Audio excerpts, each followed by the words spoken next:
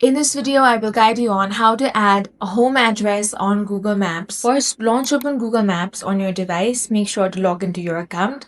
Now, you want to tap on this U icon right here at the bottom. Then scroll down a bit and you will find the option of labeled. You will find this under the Your List section. Go ahead and tap on that. Now, you will find two options here, home and work. To add your home address, you simply want to tap on the home option over here. Now go ahead and enter your home address. You can also use your current location over here or select choose on map. If you want, you can choose to add that manually as well. So go ahead and enter it. Then you can adjust it on the map itself. Then tap on the save option.